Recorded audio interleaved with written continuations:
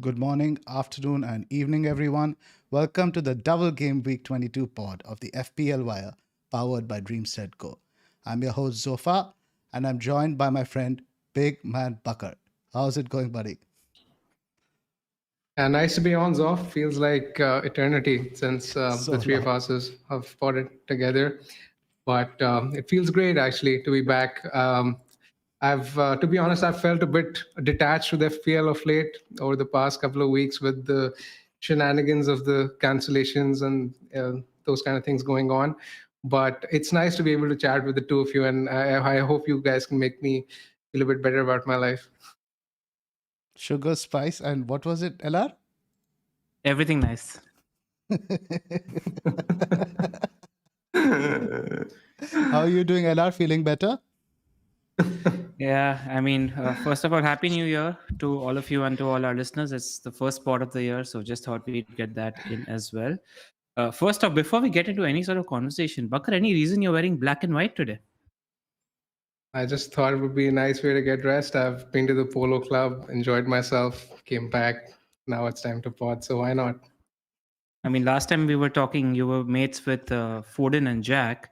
Have you been in Amanda's here these days? They're buying a Not at certain all. striker, black and white. I'm just saying, our favorite player is going to that club. Jesus, relax. Please keep your weird Zara fantasies to yourself, the two of you. Again, Bakar, why do you bully me so much? I haven't even said anything. Oh, such bully, Bakar. I can totally see this being part of the plan before. I mean, the two of you have just met me after so long, and the first thing I come to know of is two absolute points being bombarded at me. You're I the literally one just wearing white noticed you black. in black and white. Exactly. Literally just noticed you. Represent. Fair enough.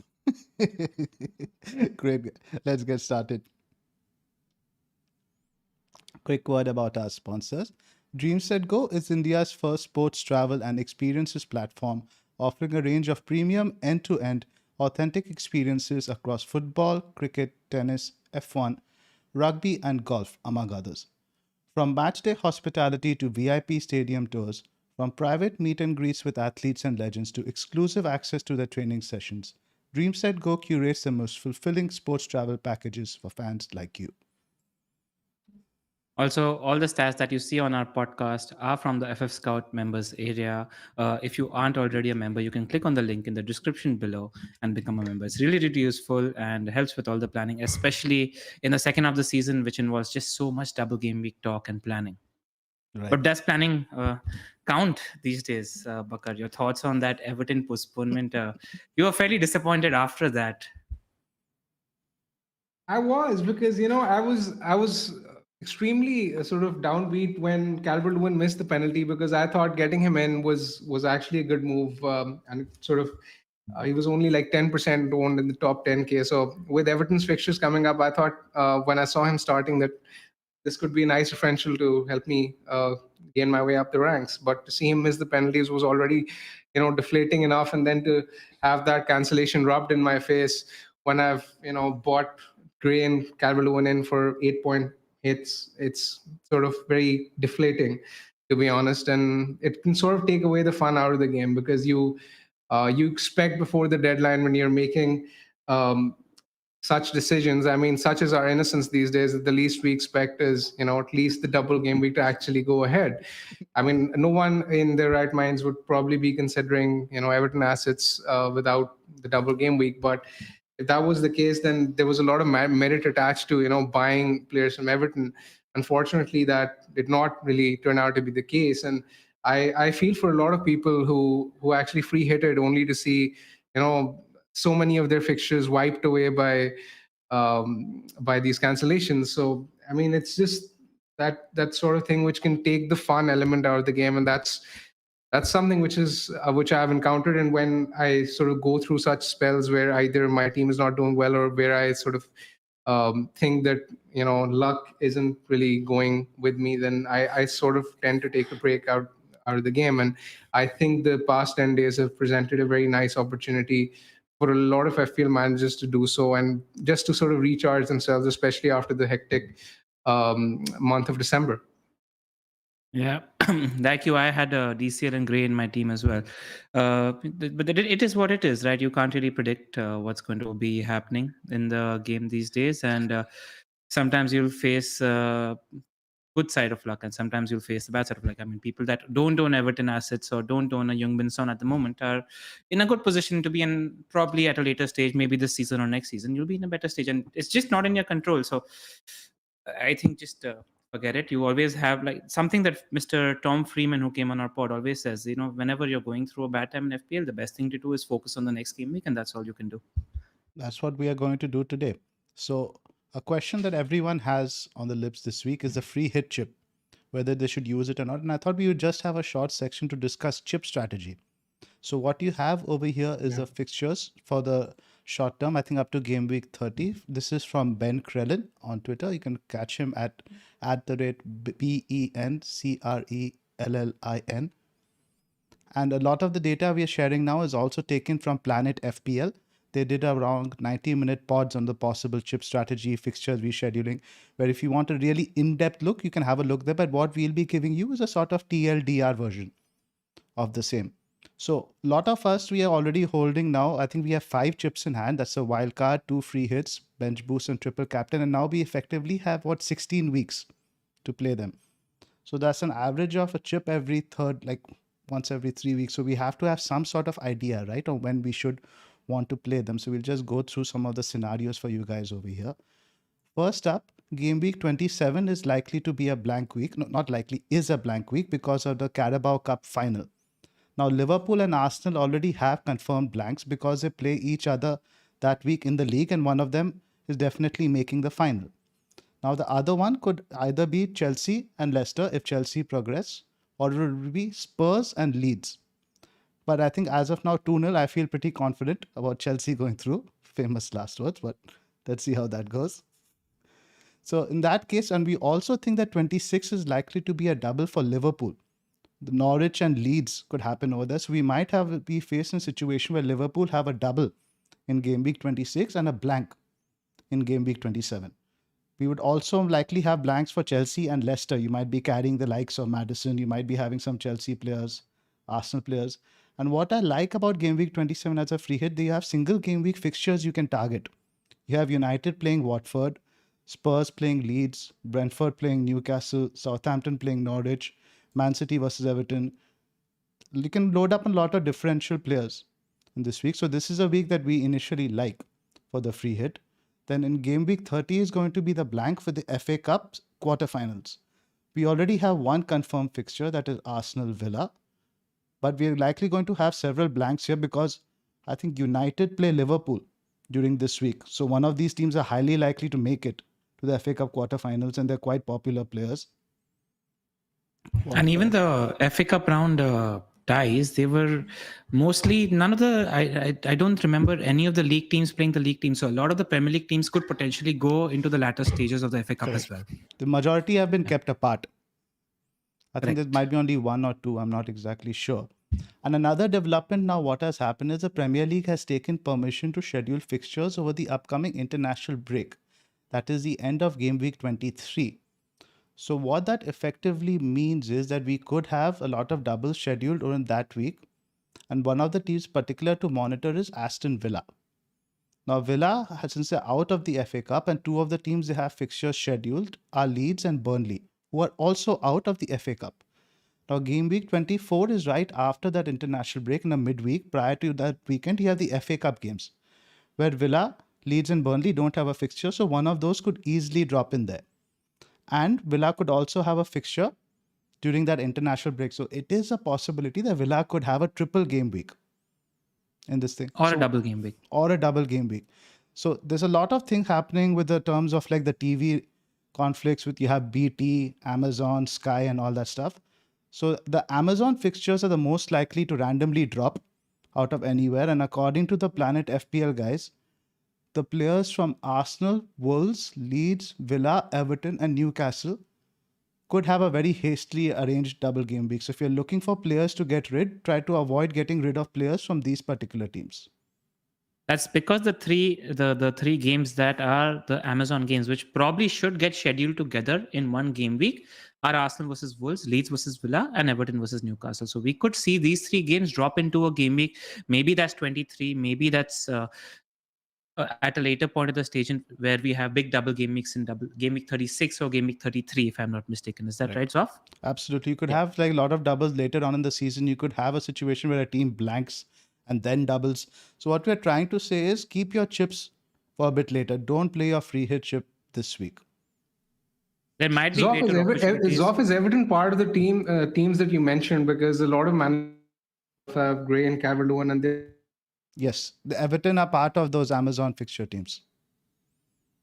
We lost Bakar in the abyss again. I guess he'll be Any joining. chance of a double happening in 23? That's something that needs to be taken into consideration. See, the thing Exactly. is, literally anything can happen because they've taken the permission over the IB. But one thing to mention, if people don't know, is fixtures cannot be added to a game week once that game week deadline has passed. So the thing is, since game week 24 is much later, you could theoretically have the fixtures announced sometime after game week 23, but in which case it will go to game week 24. The game week 24 deadline will be made earlier. Was I clear there? Yep. Absolutely. So that's where Great. we So are. just keeping that in mind, Zoph, let me just ask you, potentially when you're looking to play your free hit chips, your bench boost, your wildcard, what are you thinking of initially? Right. So, like, I think a lot of people will be having all the chips in hand like me. So, initially, what I've thought is game week 27 is when I would play my first free hit. The second, I haven't really decided yet. It depends on the fixtures available in game week 30. If it's just going to be where you have, like, 3 or 4 teams playing and the teams aren't very attractive, you don't see very good matchups playing, then I might just ignore that week totally and then wildcard in game week 31 and manage the free hit and one of the doubles later. That's also an option because you have the option to dead end into game week 30. You can be aggressive with your transfers after game week 27 and 28 and targeting those blank teams in game week 30, which we might have information of by then. And what happens is essentially you're buying players from not so good teams that are going to be blanking in game week 30. So you can get those players for a very short period and then start afresh in game week 31, looking at the big doubles in 33 and 36, maybe free hit in one of them, and then plan your wildcard in 31 with an eye of maybe bench boosting in one of the big double game weeks. You could even wildcard in game week 35 because essentially the big double game week traditionally falls in game week 36. But I feel like you might not necessarily have to wait so long if you've got an eye in terms of the fixtures and the teams that you want to target over the fixture run in. So that might be a good strategy. And that second free hit, I mean, you can even play it in 23 if the Aston Villa and Leeds are maybe doubling, or if the Amazon BT guys are if the Amazon guys are doubling in 23 or any other fixture. I think that might just be a good week to spend your second free hit chip if you have it.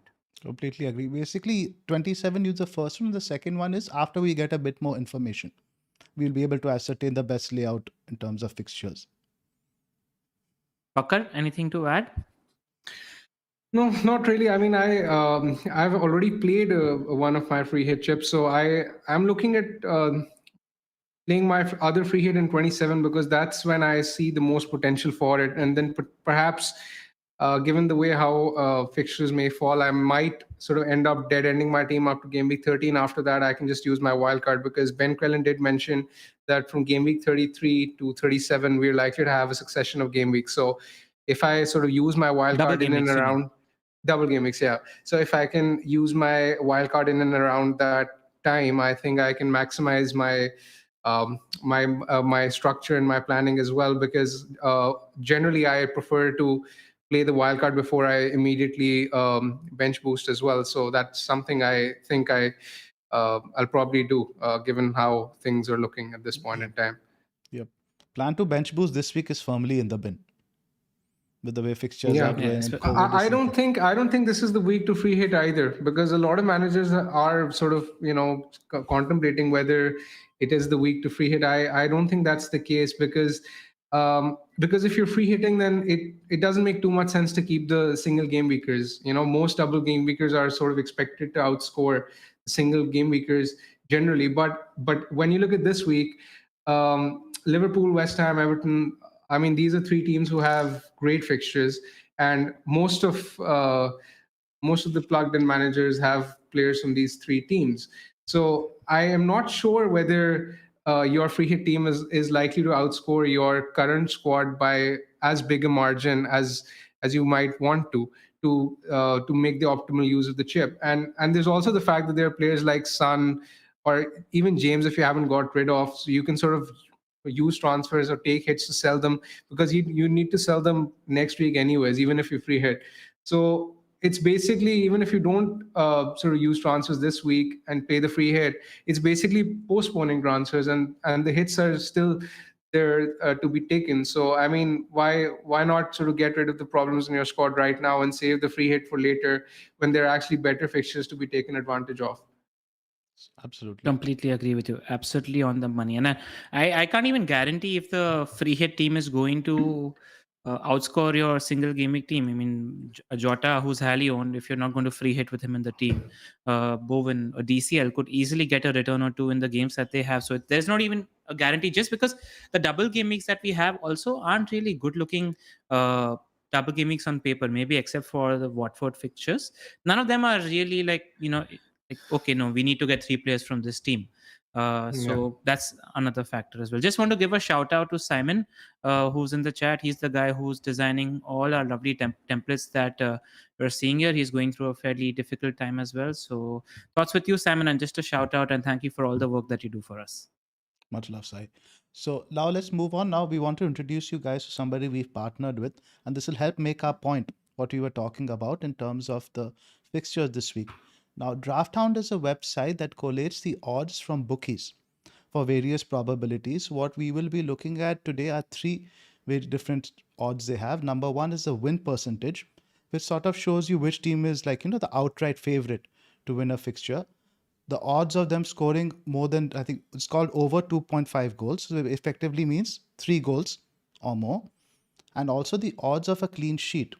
So, and essentially, as we know, FPL is a game of probability. There's always variance happening, but these guys who calculate these odds, they do this for a living. So we can use this as a fairly strong guide in terms of the likelihood of events to happen. So like you see over here, Liverpool, West Ham, Man City, right at the top in terms of win percentage, all with single game weeks this week. No reason to not play any of your guys. Anything else stand out to you guys over here? Nothing. The double game weekers, not very nice percentages. So that's what. So Exactly. I think what we can start doing maybe, Zoph, is just discuss team by team and where we are with those players, whether they're sells, whether they're buys, and what our thoughts are on those players and teams. Right. And if at all you are still free hitting in Game Week 22, then we might just give you our thoughts on if any of those players are worth including in your free hit draft and whether they're worth buying on a midterm basis. Correct. So let's just start with the single game week teams. Liverpool, Jota and Trent, worth sticking with. There's really not much to discuss in terms of Liverpool, right? Do you think Jota is a captain Trent option is this likely week? to be fine as well. He was in training yesterday. Exactly. Let's just touch upon this really quick. yesterday, Do you fine as think well. Jota is a captain option over any of the double game weekers? Nope. I won't go there personally. I mean, I'm sure he's going to do well, but I'd rather back the guy with the double game week. Just Correct. more chance of a haul. Simple safer probability. that way. Higher odds 180 minutes Exactly. and 90 minutes. Simple odds. And if Salah and Mane were fit, and if the Liverpool front three were fit, and if Salah was in question, then I'd maybe entertain the possibility of Salah being a good captaincy option, maybe a better captaincy option than the doublers.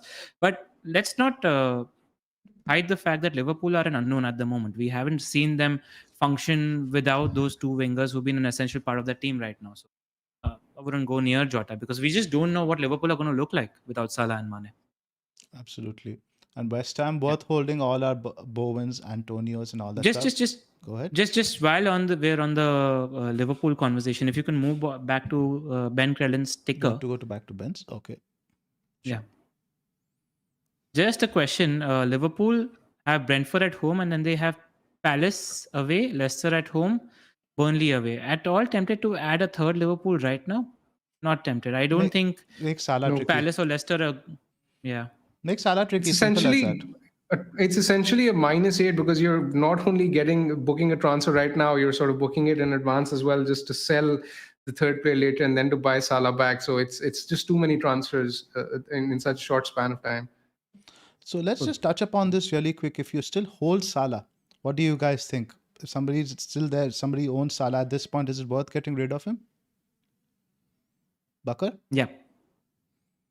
I don't think I would actually, because there's a chance he might be back by game week 23. I know that chance is relatively slim, depending on whether Egypt are eliminated. But because I look at the options in the double game weeks, I mean, I don't see too many premium options that are standing out. The only one which I would want is Ronaldo, who's probably likely to be the most highly captain player, and he's probably going to be the risk averse move. Other than Ronaldo, I don't see a premium who is a must own in this week or even in the next. So because we sort of expect the Villa double to fall next week as well, so their assets are relatively cheapish. This week, you look at United, Watford, um, Spurs to an extent. I mean, I'm not even now that Son is injured. So I mean, most of the players we have are relatively cheap. So I think it's possible to bench Salah, and he's going to be back in a game week or two. So it's just saving a transfer, in my opinion. I would do it. Transfer out, transfer I in, wouldn't two have. transfers. So I think, Pranil, it depends a lot if you can already shoehorn Ronaldo in.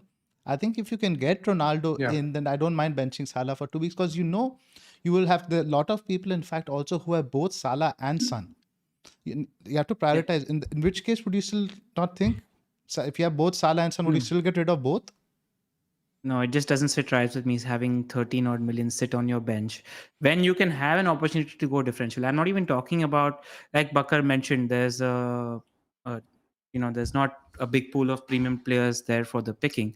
You don't really need to buy a double game weaker. You just my thinking is, you know what you know and you don't know what you don't know. Yeah, Salah could not come in game week 23, but he maybe Egypt get their act together and they stay a little longer in the game and they're coming back in 24. And there are 2 games to be played in this period. There are 10, 15, 20 points to fight for in this period if you could get lucky. The way I play the game, it's just not being opportunistic enough in FPL to play in such a defensive manner. It just doesn't sit right with me. I mean, you plump, you take a shot on somebody like a Bruno, even if you're not convinced about United. Man City are playing Chelsea at home, and after that, they have Southampton away. Take a shot there, where you're getting 2 definite games and you could get lucky with a brace or something. Just be opportunistic. I think you need to be more aggressive in such a situation. I'd definitely sell. It's not even a question in my head. I guess if you do that, though, you have to keep the money sort of a little bit mobile at least. At least don't spread that money to about, so then you have to take a big hit to get Salah back. Exactly. That's why I'm liking the idea of maybe plumping for a Bruno or a KDB or a Sterling in such a situation, so that it's easier to get Salah back when you want to get him back. That's So probably I the quite one like strategy. that I as guess if you're going to sell Salah, at least make it so that you can bring him back in one transfer. Either leave the money in the bank or buy like a high value asset. Because if you're going to move the money to Ronaldo, and if you're going to have to sell Ronaldo again to get Salah back, it's all a bit messy. Yep. Right. I don't think there's much to talk about in terms of West Ham or City. The question, I mean, that I'm facing, and I'll ask you guys, is a lot of people own Antonio and ECL and don't have a Watford striker called Dennis. Would you sell either of Antonio or DCL for Dennis? That is the big question. Bakar? I'm I in a have similar that. situation as well. I'm going to go with Ronaldo because I don't have Ronaldo. I'm going to What's your prioritize strike him. force again? Just to refresh our memory. But I have King. Yeah, King. You have King, Antonio, and DCL. DCL. DCL. Yeah. So who are you planning to sell? Well, just to make it Ronaldo? just to make it clear, I don't think I would advise anyone to sell King for Dennis. But if I was picking one right now, I would probably go with Dennis because he's playing in a better position. Let me sort of phrase myself better, because they're sort of changing positions after every other game. It's very fluid, the system. Against Spurs, we saw that they were playing with the 2 up front in the first half when Dennis was playing together with King. So at this point in time, I would go with Dennis just because he's looking slightly more threatening. And when the 2 of them are on the pitch, then King is slightly deeper.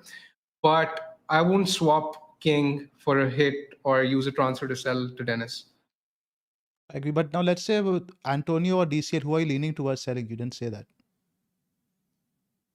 I think I'd probably sell Calvert-Lewin because I still like West Ham's fixtures, and I know there's this off chance of a Everton double in 23, which might happen now, knowing my luck, but I still think I prefer Antonio because Calvert-Lewin. I mean, he's still on his way back from injury, and I just think Antonio is more proven, and West Ham are the better team. And I also have Gray, so I don't really necessarily feel like doubling up because I mean I'd much rather double up on the West Ham attack than the Everton attack at this point in time. Okay, these are Everton's fixtures: Norwich away, Villa home, Newcastle away, Leeds at home, Southampton away. Yeah, I Potential know, double but result. but when you look at West Ham's upcoming fixtures, well, they have Leeds at home, Watford at home, Newcastle at home, and three of their next five. And you how So could you leave out United away, the best fixture? so I mean that's why I mean I just think that West Ham are more proven than Everton. So So, just so I'll pose this question to both of you all here. So, Bakar, I completely get selling one of them for Ronaldo because you Ronaldo, want a captaincy option in there. Ronaldo or yeah. Kane. I think both are great Mhm. captaincy shouts at the moment. It's difficult for me to split them. The only reason why I would probably go Ronaldo over Kane as things stand is because of their high expected postponement, because they play Leicester City, and Leicester City are down to 8 players, and we don't know what's going to be happening later. So that's something that's playing a factor in my head. But Zoph, I want to ask you this question, Bakar. If you had to sell one of them for Dennis, would you do it? Given the fixtures that they have. yes. I would. You Yes, I Especially would. Yeah, DCL. Watford's fixtures are really nice. Especially DCL, I would be leaning towards selling. And what I want to do also, let's just have a look at the 2.5 goal odds over the next few games, right? So now you look at game week 23, 24, 25. West Ham have a 10% at United away, 29% at Watford, 12% at Leicester. Now, Everton's are actually not that much better. It's 14%, 14%, and 15%. What this tells me is that even in an easy fixture, the bookies don't expect Everton to score a lot of goals. Yeah, that said, no, so my perception of Everton in my head is that they're a good team when all their good players are fit, which hasn't been the case until now. And I'm expecting that to be the case now onwards. Even Townsend is maybe 1 or 2 game weeks away from fitness. So we have Richarlison, DCL. Richarlison's almost back as well as I know it. So we have Richarlison, DCL, Townsend, Gray, Allen, and Doucouré, which is the first choice front six, which was, and then an informed Gordon, who's been the shining light in that Everton team as well. That's a good enough score of the front six, which, and it's Norwich. Norwich are not a good team at the moment. So in my head, I don't know if I want to spend 4 points, because if you see a transfer in your head as 4 points, making that jump, that's one thing that I've been debating. And I think Everton are a decent team.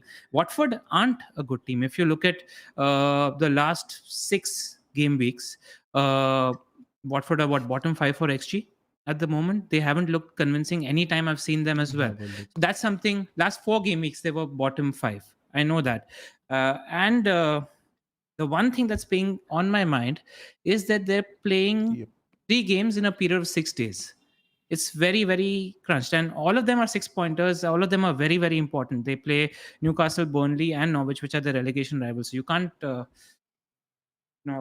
over exaggerate the importance of these 3 games. It's essentially why Dennis hasn't gone to AFCON. I almost guarantee if Watford's fixtures read Liverpool home, Manchester City home, Dennis would be in AFCON right now, and Watford wouldn't throw such a fit at the moment. So that's one of the things that's on my mind. I don't know if I want to spend 4 points there, because I think DCL's fixtures are fine. He's a good midterm asset, and so is Antonio. In fact, if I was leaning towards selling one at the moment, it would be Antonio. The only reason being, Leeds have improved in my head. Leeds, the last performance against Burnley, they were good, and they've been showing signs of being back to their best. I think they're going to give West Ham a game. I don't think it's going to be an easy game. So at the moment, I'm leaning towards selling Antonio if I was to, but I'm not sure I want to sell either.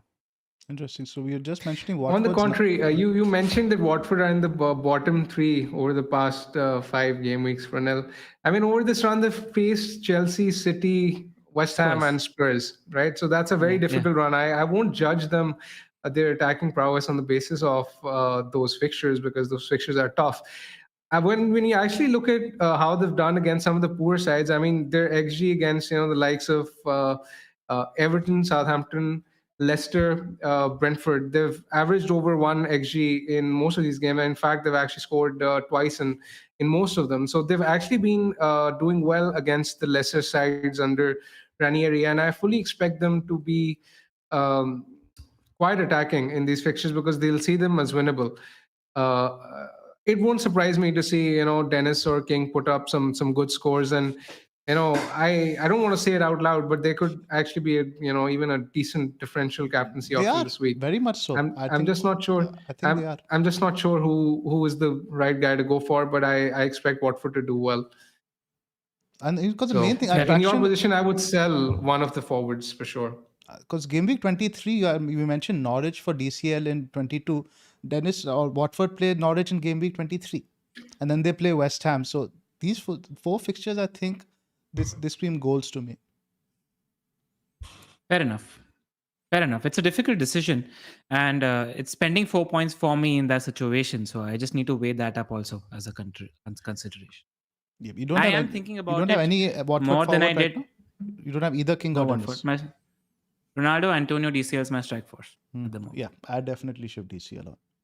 I wouldn't even hesitate for a second before doing that because DCL is a very unknown quantity. Let me ask you this: if if DCL didn't have the double next week, would you have even considered buying him? Yes, because I DCL mean, is his fixtures look FPL. good. Yeah. I know, but he Yeah. hadn't even kicked a ball for like 3 months before that, right? Yeah, I know, but if I see this run of fixtures, I wouldn't have bought him before the double. I would have seen one game. But also, in my head, the game that I saw against Brighton, after TCL missed the penalty, I thought Everton were really good. I thought they were fairly good, and Brighton isn't a, an easy opposition to play against. And they created a fair amount of chances, especially in that second half. So I was quite encouraged by that performance as well in that second half that Everton displayed. So that's also one of the things. And what we've seen with Everton and DCL before is Everton are going to score. DCL is the talisman there, hands down. Involvement. It's He's very like likely Wilson. he's going to be amongst the. He's very likely he's going to be among, and that same is the case with Dennis. Am I fearful of not owning Dennis? I'm with you guys, by the way. If I were to pick one right now, it'd be Dennis, simply for the fact that he's playing center striker, center forward at the moment in the last two games, and I'm hoping that is going to continue. But yeah, I'm worried. And I'm paying attention to what you guys are saying, and I'll see if I want to spend 4 points making that transfer on Friday. That was the transfer I was going to make before Son got injured. I was actually going to double up on the Watford strikers, King and Dennis. I'm that bullish because their entire season pretty much comes down to these next 3 games. They're directly against these relegation battlers. They're not going to be as defensive as they were against Spurs. The next 3 matches will define whether Watford stay up or not. And historically, they've sort of done well against the lesser sides. I mean, their attack has done well. You mentioned Norwich; they scored 4 past them last time they played them. So Saar they is a big usually miss. tend to have a bit of fun. If only if they had Saar back, I think we'd all be much more bullish on the Watford guys. What's the expo for Burnley? Also, I do hear that they have a lot of their Premier League players missing as well. So that's also something to worry about, maybe, if you're looking at Burnley, because I don't know how many players they have from their first team. So because we've been hit by the Everton fixture, I think it's something worth looking at when we're looking at the transfers and for these players as well. Possible. I mean, I just feel, it just feels farcical having to look at these things. I mean, I'm a innocent FPL manager. I mean, these are not the sort of things I want to look at. But it's information. You need to pay attention to it, right? Correct. I know. I know. And actually it's just forgot sad that you have to pay attention I to these forgot kind of to trivial put things that as well. over here. Chris Glover actually did a compilation of, I think, Pranil, you saw that, right? Where the number of players that senior players that each team has available and stuff. I forgot to share that. We'll share that on Twitter maybe a little bit later. Let's move on to Manchester United. Pranil, why don't you talk to us a little bit about them? Oh, United. First of all, I just want to talk about how flabbergasted I am in terms of what is happening with Marcus Rashford. It is making zero sense to me. I've been watching him all of December and in the last couple of games as well. He has deteriorated to next levels as a player. It is so frustrating to watch him as a United fan. It's like he's forgotten how to think about the game. He's reminding me of Aaron Lennon and Theo Walcott because he's got all the tools to be a good player. He's got the ability, but his decision making is so poor, so frustrating. So I just need to get this out of my system. Every time he gets the ball, there is zero game awareness. He's never looking to find a teammate. Even if he's right on the wing. He's looking at the goal and looking to shoot. He thinks like he's Ronaldo's second coming at the moment. It's absolutely frustrating. Anyway, now that I have that out of my system, what's happening with us and what is going to be happening in the future is when I saw that Villa game, what's been happening is because of the skill sets that the midfielders that United possess at the moment, we are not able to control games. We are decent in spurts and maybe 20-25 minutes in a 90-minute game, we'll be decent in spurts. And because of the quality of the attack that we have, we might score a goal or two. And we aren't looking really fluid at the moment. And I've been tweeting while I was watching the Villa game. I was tweeting about how I'm missing Michael Carrick. It just sucks to not have control when you're watching United play. And the interesting thing that happened after that, and interesting thing that happened in the last 25 minutes of the Aston Villa game as well, is that we removed one of our strikers and we got in Donny van de Beek. And Ralph Rangnick in his post-match press conference, I want to give a shout out to FPL Fraser who posted this and it caught my attention. He said how United had a lot more control once they had Van de Beek on the pitch, and when they have three minimum midfielders, it's a possibility for United to exert greater control over a game. So will I be surprised if we see a shift in formation? Rangnick has spoken about potentially playing a diamond in the upcoming games, which is why, I mean, I've been talking to you, Zoph, as well. In the last 20 minutes against Wolves, it's the first time I saw Bruno also look fairly good, showing some signs of form. And he got a lot more space as well when this formation shift happened, and he got to play as a 10 in the pivot. So if there is a diamond, and if Bruno's playing as a 10 and we play Rashford plus one other striker up front, sorry, not Rashford, Ronaldo plus one other striker up front, it makes Bruno Fernandes a viable option in case you feel like punting there. And it's a short term punt at the end of the day. If you're looking at United assets at the moment, I'd look at Ronaldo, I'd look at Bruno, I'd very scarily look at De Gea because I don't know if you're capable of keeping a clean sheet. But this three midfield conversation is something which makes me think, okay, we might have greater control. He's finally looking at playing three midfielders. I wouldn't look at any of our other attackers. Before the Ralph Rangnick presser, I would probably have said that Greenwood is your best bet if you want a mid-price punt out of Rashford, Sancho, and Greenwood. But Ronaldo, Bruno, go for De Gea if you feel like. I don't think any of the wing backs are options at the moment because we just don't have enough information there. And that's the case with the centre backs as well. Phil Jones against Wolves put in a man of the match performance. He was really good. Varane's been decent. Lindelof is decent. And we have Maguire as well, who is going to be back for the midweek. So I don't think any of the centre backs are options. You could easily rotate them around. So I don't know what's happening there. But Bruno Fernandes is interesting now if he's playing as a number 10. The slight caution that I want to urge is if on the press conference on Friday, Randy mentions that he's looking at a switch in formation. Bruno Fernandes could easily play not on the tip of the diamond as a 10. He could play the right midfielder and Van de Beek could play as the 10. Because that's the position that Bruno plays for Portugal as right midfielder, and Van de Beek used to play as the advanced 10 for Ajax as well. So it could easily be that, just because Rannick is talking about a change in formation, it doesn't absolutely nailed on that Bruno is going to play 10. I think he will play 10. I just don't think it's absolutely nailed on, and it's my responsibility as a podcaster to just mention that this could happen. That's all. And if we do get three midfielders in play, I'm much more confident about our attackers than I would have been with two midfielders because we absolutely have no control. We're decent for 20-25 minutes. And what happens is, what used to happen under Ole, what used to happen earlier, is even when we used to create these chances, our attackers were good enough to create something out of those 20-25 minutes of control that we had in the game. Right now, just because of the absolute poor form of Marcus Rashford and Sancho at the moment, I don't even know that we're going to make those chances that we get count. Every time Rashford gets the ball on that left wing, he gives it away. So that's something that's discouraging about our team at the moment. So I just wanted to go through the odds for United first. I think they have by far the best double on paper. They're 43% to win versus Villa, 56% to win without at Brentford. And one thing worth mentioning, Villa are going to be without John McGinn for that fixture against Man United. He's absolutely massive to the midfield and to the way they play. And the fixtures after that are quite good for United as well. 54% against West Ham, 60% against Burnley. And let's have a look at their goal scoring odds. Now, United at 29% and 27% to score 3 goals or more. in each of their fixtures, which is by far comfortably the highest. Now you look at Spurs, they are 19% and 13%, significantly lower in both fixtures. You look at Watford, they're 13 and 12%.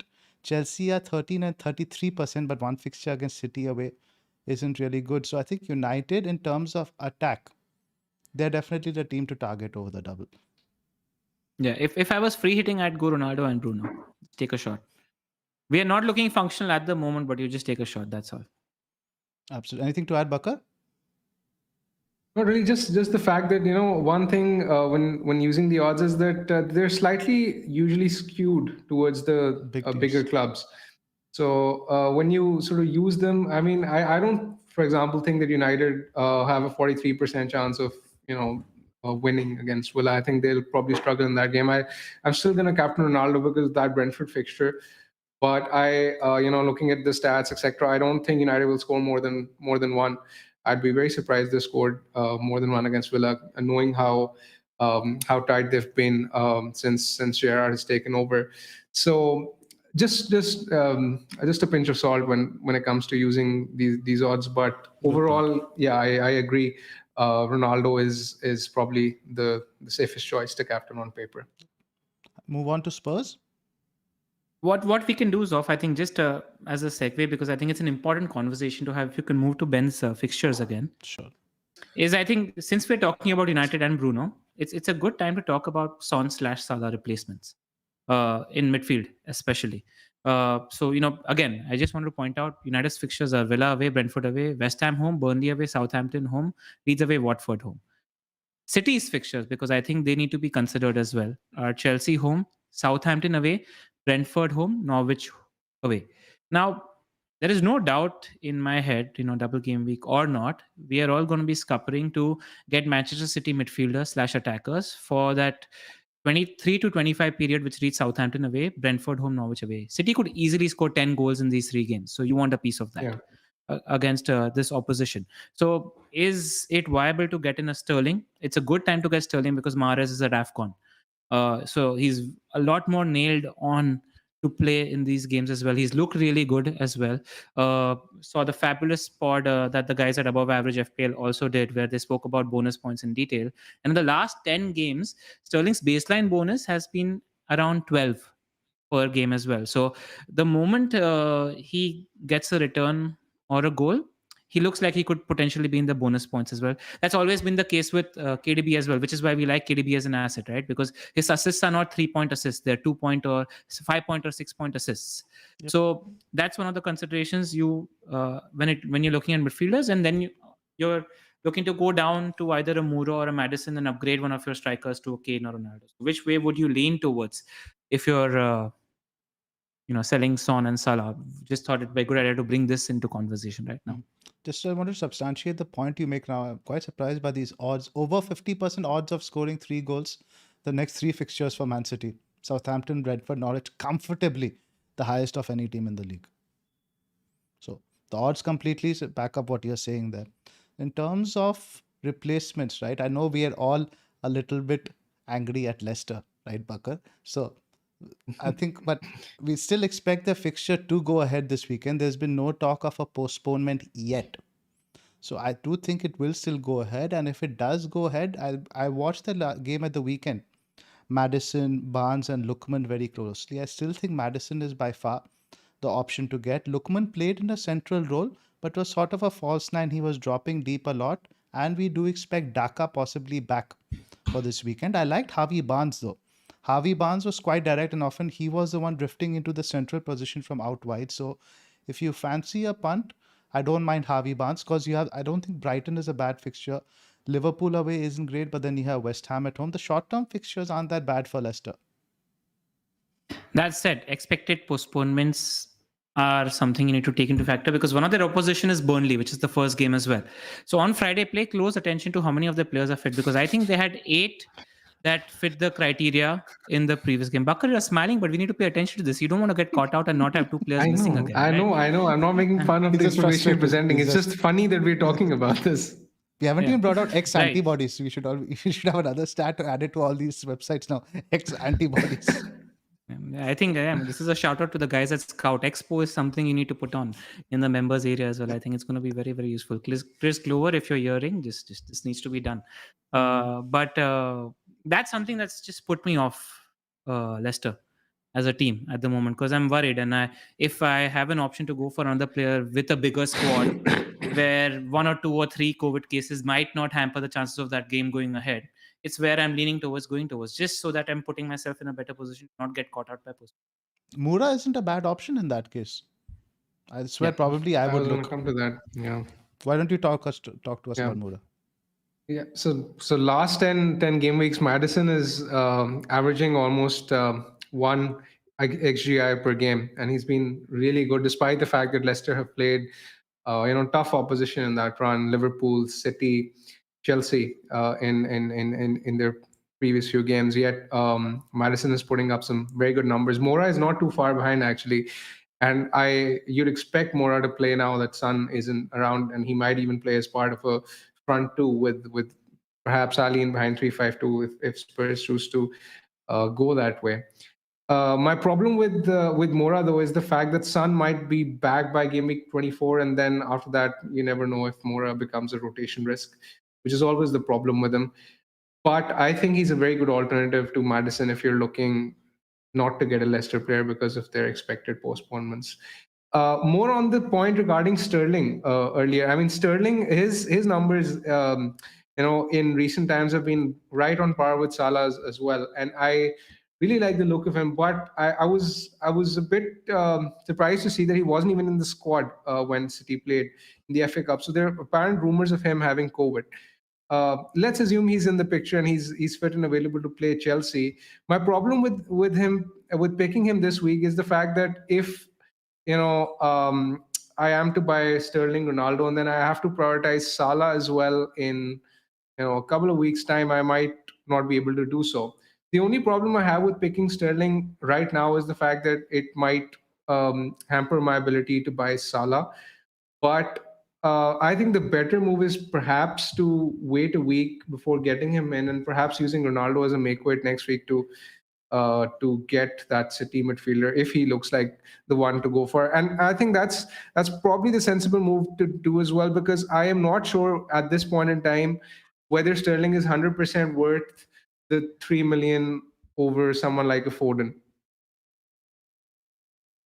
Interesting, because I do think I get the point you're saying, but if you have like Salah and Ronaldo, and we do get confirmation that Sterling is back in training, I don't mind the move.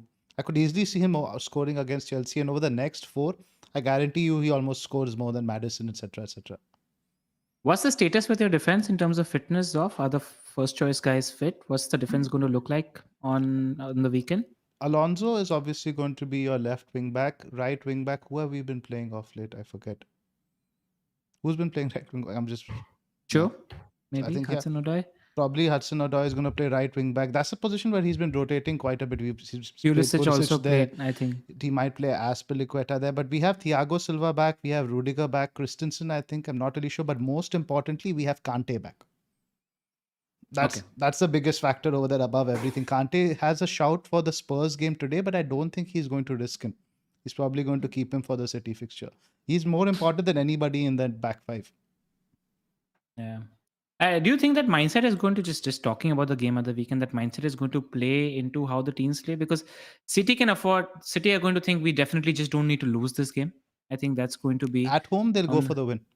Pep Guardiola says don't really he doesn't know how to really sit back and all that stuff. He might not go all out ballistic for a 5-0 or 6-0. They might go back to what we saw, the pandemic ball approach, get 2-0 up and then take control of the game. You expecting it to be a high scoring game or low scoring? I think 1-0 or 2-0 City. I honestly don't expect us to score this game. Fair enough, because you all were decent in This is actually a pertinent question, because a lot of people who haven't sort of sold James are looking to get rid of hits just so that they can bench Cancelo. Is that a viable tactic? I don't personally think it is. I agree with Zoph. I think City could easily keep a clean sheet, and I wouldn't be surprised if that happened. So I'm personally playing Cancelo, and I think there are not too many double game weekers out there with trustworthy fixtures. Absolutely. Now you look at the clean sheet odds for this week. Liverpool are by far the highest at 52%. But if you look at any single fixture City are second at 40%. So in terms That's of gonna be the case for any home City game at all times, I reckon. precisely so, and Yeah. Cancelo can get attacking returns, outscore. And what I just wanted to touch upon here now, maybe a lot of people considering a Spurs defender. They have 29% odd of a clean sheet in both fixtures, which is not great. To put it in perspective, that's Yeah. about the same odds as Leicester have away to Burnley. Or like, what Brighton have at home to Chelsea. It's quite like, no, wait, sorry, Brighton at home to Chelsea, 16%. I read that wrong. Ignore that. So, Yeah. but yeah, the clean That sheet odds are said, not great. That's it. 23 they Chelsea away. After that, they do have two decent home games against Southampton and Wolves, which are good for clean sheets. And it's an Antonio Conte team at the moment. That the point with the Spurs defenders, the big point is that they're in the market for a wing back. They're in the market for a center back. So we don't know who are going to be the nailed on midterm picks. I had a chat with Yeah. Baker, who's a Spurs fan as well. He said Eric Dyer is your best bet if you want to play safe with the wing backs as well. So that's the situation there because we don't know what's going to happen in the midterm. Because we expect them to go full strength today, right? You'd expect Reguilon to play today. You'd expect Emerson Royal to play today. Then to ask Reguilon to play the weekend, midweek, and then Chelsea away again is asking a lot now that Sessegnon is already fit. And you have now, like one of the names you mentioned is Adama Traore. They're primarily looking at him as a wing back to replace Emerson also. So actually the one who I like the most is Ben Davies. Who I own.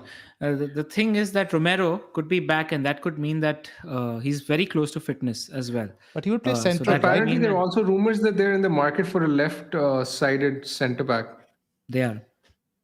Yeah. So that's the problem. None of them, they're good It's a minefield. free hit picks. I'd still go as free hit picks because, what the guys at Above Average display, they're really, really good for bonus points, the Spurs defenders. If they do get clean sheets, the wingbacks are really, really good for chances of getting attacking returns as well. So that's something you take into consideration. I'd be happy to go there if I was on a free hit with midterm picks. You just don't know who to go for because a week later Cess is maybe getting rotated with Regs, something like that, so you don't know what's happening. I'd still take a punt on Regs, I think. What do you think? Let's just discuss defense. Let's say on a free hit, who would you I guys think it's a bit too risky now. on Regs, right? I wouldn't go Regs myself. Yeah. I would go Davies for this double. On a free hit, And midterm? Midterm also Davies. Because I think the thing with Davies, right, it wouldn't surprise me instead of Sessegnon to see Davies play left wing back in one of the matches. The thing is, the problem is of that he's the most probably likely to be rested or pushed out of the team. And I think Eric Dyer, who's playing as a CB, I think he looks more nailed as a centre back, which is why if I was to in terms of nailed, yes, but Davies at least has some attacking potential, right? yeah, fair. That's why. But in terms of other defenses to target on a free hit, we're just looking at the odds again over here. Like I guess most of us, you would go for De Gea in goal. That seems like the no-brainer pick this week. In terms I'm not of, sure actually. I mean, Lloris versus De Gea isn't that straightforward. shout. I think That's Lloris a could good be a good shout. option. Yeah. Because Spurs, you have It's the actually uncertainty. unfortunate we picked De Gea 2-3 game weeks ago when because we thought that the Spurs wing backs would potentially come into play, but it hasn't really been the case. They might And still. You never know. I just think that the boat has been missed, and there was an opportunity to get Lloris 2-3 game weeks ago, which we missed. You're going to be like the old guy Inception, Bakar, full of regret. Always. Right. That's just that. So in terms of defense, generally, like I've been looking at replacements for Alonso and James possibly to bring in this week. Nothing I could really get. I'd rather just get a City defender next week, is what I'm thinking. Yeah, I'm in the market to sell one of the. I have Reece James as well, and I probably need to sell him. I mean, I'm maybe looking at Eric Dyer because I just think he's a more nailed on option. Through gritting my teeth, maybe I need to consider Lowton just because of the number of blanks they still have Doubles to you be doubles that they could potentially get in the future as well. Correct. And if you have a decent enough team for game, can you move to Ben Krellin's sticker? Sure. Zoph? If you have a decent enough squad for Gameweek 24, then I don't mind going for somebody like a Cucurella as well. who's 5 million. Brighton are a good team defensively. Yeah, they have that blank in 24. They have two decent home games. It's very difficult because Chris, you'd expect both Palace and Chelsea to score. Both teams play good front foot football. So it's not looking immediately good. But why I like Cucurella is because he's offering potential returns on both sides of the pitch. He's good for bonus points as well. He's fairly cheap. And after you've seen on 24, he plays Watford, Burnley, Villa, Newcastle. Those are four good fixtures. So as a midterm pick, I quite like him as an option to go for. And what is going to happen is if you're looking for a Reece James replacement, next game week, we're probably going to be looking at cash because they Yeah. might have a double game week to be scheduled. And the fixtures after are Everton, Leeds, Newcastle, Watford, Brighton, Southampton. They're great fixtures. We know Villa under Gerrard have shown some resolute and are good team for defenders as well. So that's probably where we go if you're looking at defenders after this week. Even Dean, Even this week, we're playing United. Dean is also now, I think the transfer is more or less confirmed. We've got the here we go.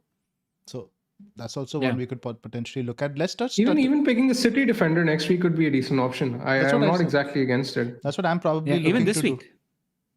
Not even next week. You don't need to postpone that. If you're playing if you need a playing defender, there's no harm in going for a City defender even this week. Just buying into the best defense in the country. Yeah, but against one of the best teams in the country. That's the first time, Zoph, you haven't sounded very convincing talking about your own team. Yeah. I think we've covered Spurs, we've covered Burnley with a hint of remorse regarding Chris Wood not being available anymore. We've covered Leicester. Let's go Chelsea. I think they're pretty much free hit picks. I don't think there's much really to touch upon. If you're on a free hit, Mount is probably the one I would consider. Lukaku, potentially for a punt. I don't mind Lukaku. He's got something to prove in a fixture like this. I wouldn't be surprised to see him take center stage. Just while we're in the conversation of free hit picks, we've already spoken about defenders. What midfielders would you get on the free hit? Let's quickly just go with top 2-3 picks that come to a head. Maddison, Lucas. They would probably. I would still include Bowen. I wouldn't remove Bowen. I think Bowen's got potential to deliver double digits. Trossard, I'd put Trossard in there. I think he's the perfect guy to get in on a free hit and not own long term. Not Jota? Of course, that's is Brentford. Of course, Jota. Absolutely. I'd go Jota. Would you go Jota over Bowen for the single game weekers? Yes. Yeah. Definitely. So would I. Bakar? I would as well. Yeah. And no Bruno for you on free. I definitely have Bruno on free. It's not even a question. You need to take that punt on the fix. I'm not as convinced as you regarding the United attack. On a free hit, you wouldn't take a punt either. Nope. No, because even with the potential, his goal threat isn't easy. He just isn't looking like getting anything at this point in time. Ronaldo and Bruno, his goal threat is almost negligible at this point in time. And you can't get Kane, Ronaldo, and Bruno in the squad. It's not practically possible. So effectively, it'll come down to a straight shot between either of the two forwards, and you obviously trust those guys more right now. If I was free hitting, I would have Maddison, Mora, and even Mount ahead of Bruno on a free hit this week. Mount, I don't know. I don't honestly like the double for us in terms of attack too much. I don't see us scoring more than 2 goals across the 2 games. That's still fine. Brentford Mount generally has good involvement whenever. I'm talking about Chelsea. I'm talking Brighton. about Brighton away. No, Brighton away is quite not an easy fixture. So, anything more to add on Chelsea? Move on to Watford. Just touch upon that, and then we can cover back to. No, we're on the free hit pick. So just let's close it with the strikers as well. Cool. You'd go Ronaldo, Kane, Dennis. Ronaldo, Kane, Dennis. No brainer. No Lukaku temptation over either. I would probably pick Ronaldo, King, Dennis. Interesting. No Kane. Yeah. Interesting. I'd definitely go Kane. I'd definitely go Kane. Kane's numbers are quite good now. And I don't think they're going to miss. They obviously are going to miss Son. No team will not miss Son. But I think Lucas can pick up a bit of the slack in terms of creativity at least. Yeah, while you're mentioning Kane, I just thought I'll bring out his numbers right now. These are his ranks amongst all outfielders in the league for Harry Kane in the last 6 matches. He's first for shots. He's 4th for shots in the box. He's 4th for big chances. He's 4th for XG non-penalty. And he's 4th for XGI. Very, very strong numbers. And this is not amongst all forwards. This is amongst all outfielders. And similarly, Ronaldo, despite United looking not so convincing. These are Ronaldo's numbers amongst all outfielders in the last 6 matches. First for shots, tied with Kane. First for shots in the box. He's had 20 shots in the box in the last 6 matches. He's second for non-pen XG. He's first for big chances, and he's third for XGI. Really, really good numbers. So I think you get both of them on a free hit. What do you say, Bakar? irrespective. Somebody told me 6 or 7 years ago, it's madness to go into a double game week without Harry Kane. I wonder who that was. Yours truly. I love Kane. I mean, I know his numbers are great under Conte, but it's just the fact that I really, really fancy Watford to do well in the next 2 fixtures. And I don't know. I mean, I know funds are probably not an issue, but King for significantly less, and could allow for a much better team overall. Interesting. Fair enough. The odds are similar. And what Go ahead, Pan. And what Simon in the chat also pointed out is what happened was Lo Celso has looked pretty decent just behind Kane and Moura in the previous game as well. So, and he's fairly creative as a midfielder as well. So also what's going to happen is most of the focus of the play is going to be directed towards Kane now because there's no Son. So I think he might be more focal for that Spurs team as well. In my head, if one of the 2 fixtures for Spurs didn't read Leicester, who are in the previous in this current game week had 8 first team senior players only fit, I would have definitely gone Kane over Ronaldo. That's the thinking in my head. It's just that Leicester game and that slight doubt in my head, where we don't know what's going to happen. Maybe they're 1 or 2 COVID cases away from that game being called off. That's this thing that's just playing in my head. That's fair enough.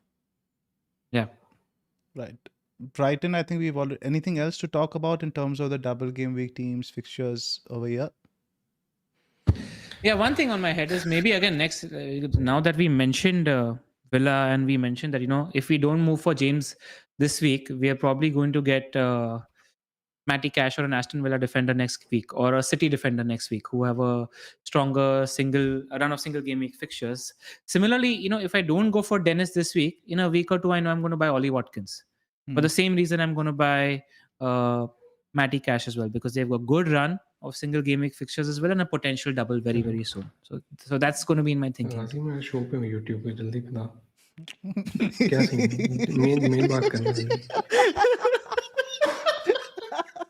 don't think he knows. I can't believe Bakar did not go on mute. Bakar. देख ले bro, तेरी मर्जी है.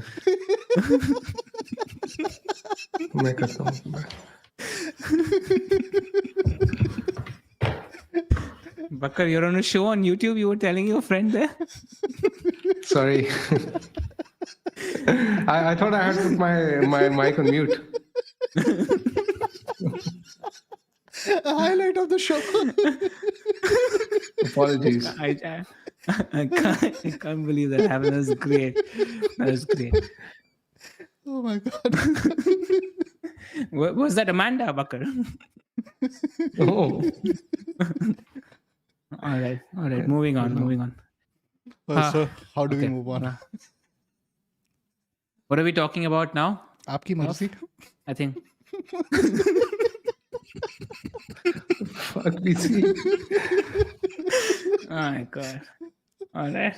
I think before people tune out and leave our podcast just because of incessant laughter, we need to quickly move on. So let's just talk about captaincy this week. If you had a free hit, Kane, Ronaldo, or Dennis, which way would you go? Let's talk Ronaldo. Do you think he's going to play both games? I know he made some comments regarding his fitness. Would you share them with us?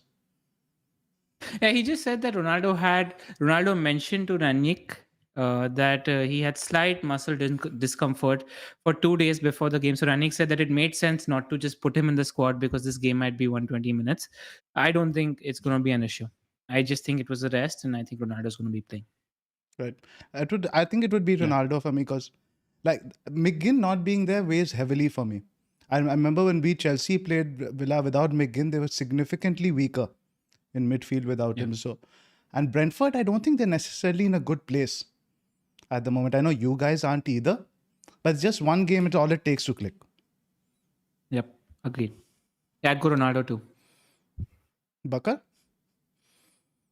Yeah, I'd go with Ronaldo as well. I Yeah. don't Do you think do you do? Kane is a bad shout though. Not at all. Not Yeah, against agreed. these two teams particularly. These are the teams he's got his best scoring records: Arsenal and I Leicester. would actually, I would actually be more confident with Kane had Son been there. Without Son, it's a bit of an unknown quantity. I'm not really sure how potent they'll look. And Arsenal, I actually rate these days with the form they're in. So I'm not sure whether that's as much of an easy fixture. I mean, Arsenal at home is as much of a difficult fixture as probably Villa for United. So I just think that Brentford fixture sways it for United. Correct. I mean, Brentford yesterday was absolutely terrible against Saints. Point. And also, All I right. think in terms of other options, apart from those strikers, you really can't go to Leicester because Expo is quite high. You never know if the second fixture will even go ahead or not. Apart from those two, I think the probable third guy I could possibly take a punt on is Dennis. Agree. I'm not against it. The only thing is, do you think he's going to be miffed now that he's didn't get to represent his country Not at all, and because all of that? I read a lot about on this. Is a lot of athletic stuff going on now that AFCON also is in full gear. There are a lot of journalists tweeting about it. Dennis did not want to go. That is the bottom line. He ultimately hid behind his club so he doesn't lose face in Nigeria. Dennis did not want to go to the AFCON. And we remember that video I shared with you with him and King, right? On YouTube. He talks about being Yeah. in the Prem. I'm finally in the Prem, etc., etc. So I think he's realized that this is his time to shine. All right. Cool. All right. You're making me think about that move for Dennis very, very strongly. No brainer. Cool. No brainer. I would do it as well, Pranil. Do it. All right. So hard not to say anything. I'll start laughing again. Must control. Just I just think that Norwich game for DCL is a good game. I like that game. That's all. Good. Yep. Anything you want to Yeah. talk about in particular from the fixtures last week, or we'll just move on to our teams? Just one thing. I think if you're owning Saka or Martinelli, I think you hold them unless you're getting in a very strong double game week, because the fixtures after, yes, Arsenal have a blank in potential blank later, but their fixtures outside of that, they've got Burnley at home in 23, they've got Wolves away in 24, and they've got Brentford at home in 26. So those are three. I don't think the Wolves fixture is a good fixture for attackers, but the other two fixtures are really, really strong fixtures. And I think they're the best assets in their price bracket in midfield. Think before getting rid of them, because that single gaming fixture in 23 and 26 for Arsenal are really strong. So that's what I want to add. Because in my tenure of watching Pep Guardiola's Manchester City team, I haven't seen any team dominate Manchester City.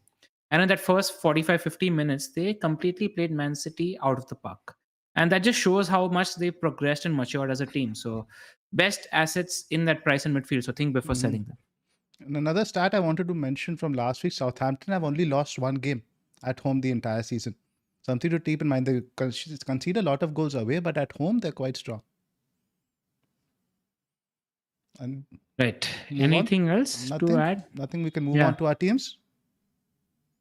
Okay, cool. Sure. I think this is my team. First up, I've got De Gea in goal, Alonso, Cancelo, Trent in defense, Gray, Jota, Bowen, Saka in midfield, King, Ronaldo, Antonio up top, Ronaldo captain. On the bench, Ramsdale, Son, Livramento, and James. So as you can see, bench boost is completely out of the picture.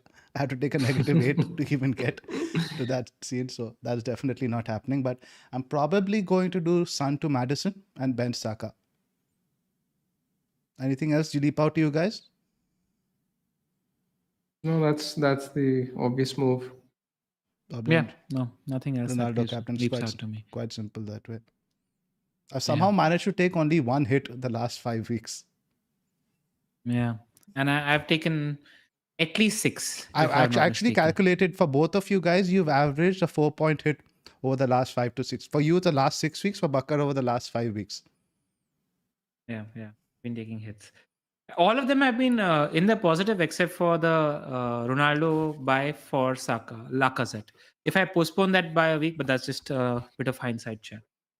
Fair enough. Also, the thing, right? Historically, all these center forwards, these central strikers have done well against Norwich as well. That's also something just playing Yeah, subconsciously. and we're going to see that tonight, hopefully, with Antonio. Yeah. I think. This is your team, LR. Yeah, so just for the benefit of the listeners, I'm going to quickly read out the team. I've got Ramsdale as my keeper, Trent, Cancelo, Davies in defense, Saka, Jota, Bowen, and Gray in midfield, Ronaldo, Calvert-Lewin, and Antonio up front. On my bench, I have Foster, Son, James, and Livramento. So at the moment, I'm looking at downgrading James to maybe an Eric Dyer or a Luton, and upgrading Son to Bruno Fernandes, and that's where I am at the moment. I don't know if I want to spend 4 more points doing one of the strikers to Dennis, as mentioned. I am considering Moura, Sterling, KDB, and Foden as alternatives to Bruno. I'll be paying closer attention to what Ralph says, but knowing myself, I don't know if I'll be able to resist going for not going for a double game weaker if I'm replacing Son at the moment. And it's been my instinct as well with Bruno, so I might just go there. Just wanted to ask you guys: would you spend a transfer selling Ramsdale for any keeper? You're going to need a second keeper at some point. You mentioned I'm going to need a second keeper, so I did look at Foster's fixture. If he's fit for Game Week 24, they have Brighton at home, which I don't mind just as a fixture. That's a good point. So, Foster could get back into the team, but I don't think he will. Bachmann was quite impressive. Yeah, Bachmann has been really good. Yeah, but just looking at United's defensive performance, there's no doubt in my head that Ramsdale is the best keeper from an FPL point of view. So I don't know if I want to spend 4 times. I still kept him. I'm definitely happy I didn't end up doing Ramsdale to De Gea. I've kept him as my second keeper. Definitely happy about that. But I don't think a Lloris is a worse shout because you're always going to get a home keeper that way. The thing is, he already has Davies, so the double up is a slightly risky play. I totally forgot about that. Don't mind that. Just I'm not scared of double. I don't care about double ups. That's fine. Would you spend 4 points though? Yeah, I won't be averse to it, especially in double game week. I don't think Arsenal are going to keep a clean sheet. So, yeah. I don't mind that because again, you might have a situation where Ramsdale... If you don't mind the double up, I would go with Lloris. It's not a bad option. But are you planning to do the Dennis move, right? We already discussed that, and one in midfield. I am contemplating. I am doing a Reece downgrade and a Dennis move. And a midfield upgrade for Son. That's where I am at the moment. I'm looking at Sterling, KDB, and Bruno for that because I want to spend in that position. So that's easier to get Salah when I want to get Salah in a couple of game weeks. Cool. Move on to Bakar, Steve. Go ahead, Bakar. I have De Gea in goal. Trent, Alonso, Cancelo, Gray, Jota, Son, Bowen, King, Antonio, Calvert-Lewin. My bench is decimated. I have Foster, Livramento, James, and Brownhill. I'm not even sure whether I'm not even sure whether either of those guys is going to play. My moves are almost certainly likely to be Ronaldo in for Calvert-Lewin, I think, and Son out for Maddison. I think I'm going to take a -4 and do those 2 moves. I don't think anything else in that team is worth a hit. Yep, we'll have the same 11 then. Just pay close attention to Leicester's squad size on Friday. That's all I'll tell you guys. That's something that's just playing on the back of my head. I was actually chatting with Bakar and I was hoping that the Premier League would now come around to changing the rules because clubs are just blatantly taking advantage of Leicester had one potential COVID case because of which the fixture got postponed. It was all injuries and AFCON outside of that. That just shouldn't have been postponed. They're just bending the rules, and Premier League need to take a good hard look at themselves and maybe revisit the rules before doing anything else. I'm hoping that happens this weekend or something like that. As a general outro, I just want to say, right, it's very easy to get rejected with all these postponements, etc. But little bit perspective is important in regards to the events that are going around us. We just have to work on the basis of the information we have available, and if it doesn't work, you just keep plowing on. Nothing to really get upset. And also, and people are talking about these postponements and whining so much, like it's the first year we are witnessing this. Shots fired. Guys, this is the 3rd season we're facing this. This is the 3rd season we're facing postponements and all of this randomness happening to COVID. So if you think this is an asterisk season, then the last season was an asterisk season, the season before that was an asterisk season. And this phase that we're seeing with this uncertainty is just going to go on for 5 to 6 game weeks. The 3rd wave is eventually going to settle. I think once we move into February, March, April, I don't think this is a conversation we're going to be having. And you don't want to go on tilt and make poor decisions right now and not hold your nerve right now so that you're regretting not being in a good position when there is advantage to take through all the planning that can happen with all the double game weeks little later in the season. So it is what it is. I mean, I put out a tweet also with the potential postponements. I'm a Grey and a DCL owner. Let's assume that Grey and DCL combined got, let's say, 6 points, 8 points. That's about 0.2% of your total FPL score if you're hitting 2,500 points. Just 0.2%. Just to put that into perspective, you don't really need to worry about that too much. It is what it is. In my head, you bought Grey and DCL only because you saw the fixtures after the double game week also, which were good midterm fixtures. So that's that. It's okay. You missed out on 6 to 8 points. It's nothing. Just move on. Absolutely. Do you want to do a Q&A, guys? Yeah. Do we have time? We are about 80 minutes in. How are we feeling? We can do it for 10 minutes. I'm good. Cool. Send in your questions. Yes. Let me open up the chat finally. Oh, that's... I haven't laughed that hard in a while. I needed that book. That No was brilliant. personal questions, please. Do one of you guys have the chat? I just noticed because I noticed Amanda in the stands also. She's also wearing this polo neck white t-shirt every time she's at the game as well. So Bakar is just mimicking that look. It's clear you're supporting Newcastle from now onwards, Bakar. That's your team. Is there a? I think there needs to be an order placed for a jersey, Bakar. I have a Wilson shirt, by the way. No, not Wilson. It needs to be there. Now you know. Next Now time you we know have what's Paul. coming. You know what happened. Yeah. Okay. They've broken the bank. Okay. Somebody mentioned There's a super we had chat. a super chat. missed. Yep. Yeah, okay. Somebody asked, I just managed to, how viable is it to go without CR7 for the double game week? United don't look great. Will owning Bruno cover it? I don't know if coverage is the right word for it necessarily, yeah. but if you let's say if it takes you a -8 or something to get Ronaldo, then it is probably not worth it. If you have somebody like Dennis, you can captain. Yep. Agreed. Bakar? All right. We have one more super chat from Sam O'Brien. I have Salah, Son, but no Ronaldo, Kane. Move Son to either Bruno or Maddison for free and captain. Lot of hits to get Ron, Kane, and back to Salah. Similar to what In you were his discussing. position, I would, yeah. In his position, I would keep Salah, sell Son, and fund Ronaldo. That's what I do. Wait, you sell Salah, keep Son? No, keep Salah, sell Son to fund Ronaldo. I agree with you there. Because, yeah, I think Ronaldo is a decent keep for the longer period. He's not just for this week. Yeah. Somebody in the chat and a lot of questions were coming in earlier also from the United fans is whether they should hold Dallo. Yeah, you hold him. If you have him, you hold him. You don't sell him right now. Right. You just have to take that chance. Right. And now we have from Nikhil Suri, another super chat.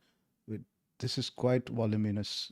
Roll free tree with following team, etc., etc. And he mentioned his whole team over here. Hit for Sun to Livra. The second option basically is bench boost. So as soon as I see the word bench boost there, I'm like, no, don't do it. Nope. Expo for quite a few teams is high right now. Just don't look at bench boosting. Even for players, you never know which player. Like we saw midweek, like Sufal could potentially miss today. Agreed.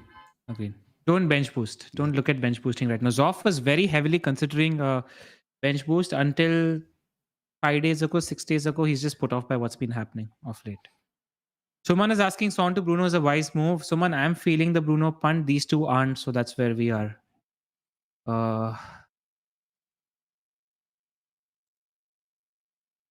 Gray to Maddison, 1.5 million in the bank. What do you think, guys? I like it. Tough. I like it. I'd do it. I don't really rate Everton as an attacking outfit that much. I don't rate Everton as an attacking I'm not outfit sure I do it for Gray. I'm not sure I do it for Gray because, I mean, still the fixture is there. And I mean, let's assume even if he gets an assist, that's like, 9 points he needs from Maddison to break even. I probably won't do it. This is a more interesting one. Bernardo to Maddison, worth a transfer if I don't own Son. I think yes. Yeah, I would do that because I don't expect Bernardo to do much against Chelsea. Yeah, probably going to be in a bit of a deeper role as well. Also, DP, what's happened is that now we know that there are better City midfield assets to go for. So what happens is then you're getting out of Bernardo and getting the right City midfielders next game week onwards.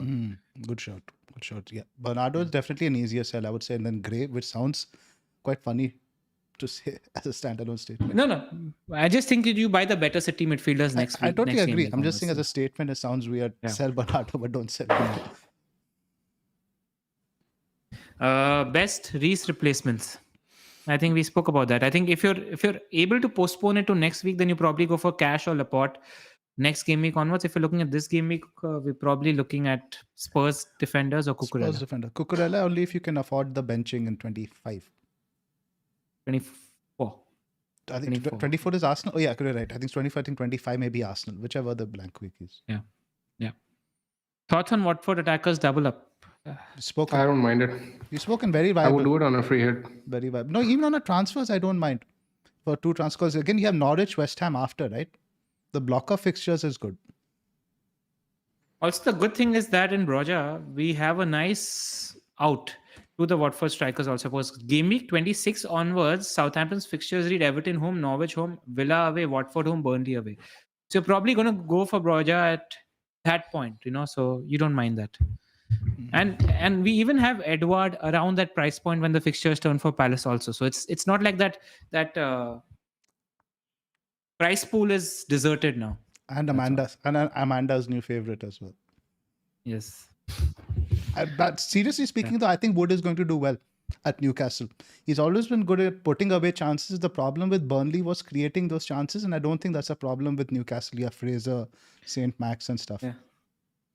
Oh, we completely missed this, and I think it's okay. Somebody's asked a super chat. We'll get that, and I want to talk about Coutinho after this. Would you keep Trent and Jota and free hit? Which are the 3 best defenders for free hit? Worth keeping Watkins and not bringing CSR? Yeah, I definitely keep Trent and Jota on the free hit. Yes. It's Definitely. Brentford at home. It's one of the best fixtures on paper. Keep both of them on free hit. We spoke about the defenders we like. If I'm on free hit, I'd go for X. Just take a chance. I'd take a chance on Cucurella or Lamptey. And anybody else that you like from the defense? Trent. I think these 3. Trent, I think has to. Trent has to be. Yeah. Yeah, I would probably Trent, Alonso, and a Spurs defender. Yeah, on a free hit. I like Alonso as a I shout won't as well. even go towards Brighton on a free hit. Yeah, I don't think their fixtures from a defensive point of view are that great. I think Chelsea and Palace are good teams. I know they're playing at home, but I'd still back both of them to score. I agree. I'd go Alonso over Cucurella as well. I agree on a free hit. What do you guys think about 7 million Coutinho as an option? Do you think he comes into play? I think he comes into play quite seriously, and I think we're going to talk about him next game week onwards. Exactly. I think next game week will be. He's going to be the one we look at over Watkins or Ings. I think I just loved how selfish he was at Liverpool. Whenever he was fit, he would be straight in my team. And I think he's going to be playing in the Grealish role on the left. I don't think he quite has the legs to play as part of a midfield 3. So I'd expect him to play in the front 3. Watkins or Ings might become a rotation risk because I would expect Buendia to take the right wing spot, something to monitor. And so far from what we've seen, Watkins is basically minutes proof under Gerrard. So it's probably Ings is going to be the fallout guy. Yeah, because of the way Villa play, Watkins is just so important to that team. I don't see a world in which, I think he's prime forward target next game week onwards is Watkins. And with Coutinho also, we've seen this inside forwards. We spoke about Gerrard just when he was hired as well. He likes his wing backs pushing very, very forward, and he likes his wingers as inside forward, similar to what Liverpool play. So Coutinho is tailor-made for that role, where he's playing as an inside forward. And when he was at Pool, he averaged a return every second game. He's played 201 games for Liverpool. He had 54 goals and 45 assists in this period. So that's just an incredible rate of return.